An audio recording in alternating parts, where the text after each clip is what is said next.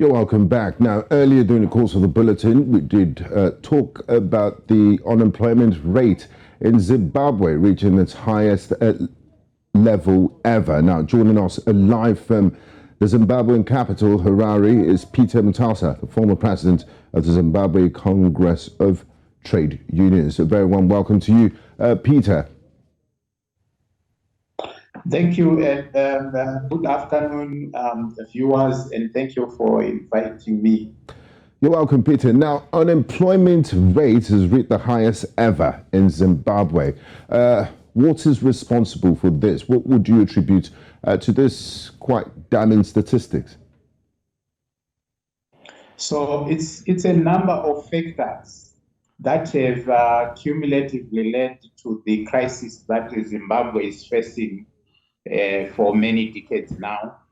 Firstly, it is economic mismanagement. The government for a long time has been failing to manage the economy properly, and it has developed a clientele economic arrangement system where the economy is working for a few who are connected to the ruling elites, and they don't care what happens to the majority. Then we also have endemic corruption. A lot of our resources that are supposed to be developing the economy, that are supposed to be put into the productive sectors, they are being pillaged and getting out of the country through corrupt transactions and also through corrupt tender system in the government. We also have a political instability that has gone back as far as our early days of independence, but which became more pronounced since 2000, when there was a formation of the opposition which challenged the one-party state. And this political instability is causing a high political risk.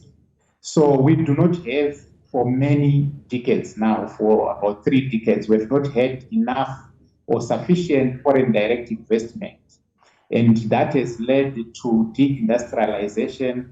Our businesses are failing to retool and to also develop other opportunities.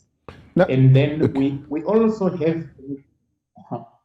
Now, Peter, sorry to interrupt you there. I just wanted to, you did mention the high levels of unemployment and corruption and what have you, but the ZANU-PF government, successive governments from Mugabe to President Emerson Mnangagwa will tell you that one of the reasons for this huge number of unemployed citizens in Zimbabwe is because of sanctions from Western nations. How do you react to that?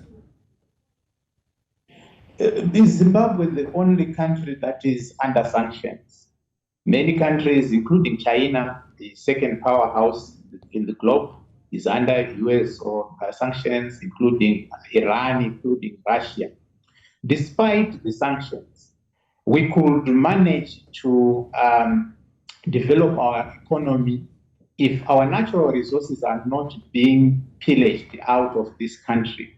For example, we are losing over 150 million through illicit financial flows, through gold smuggling, chrome, platinum.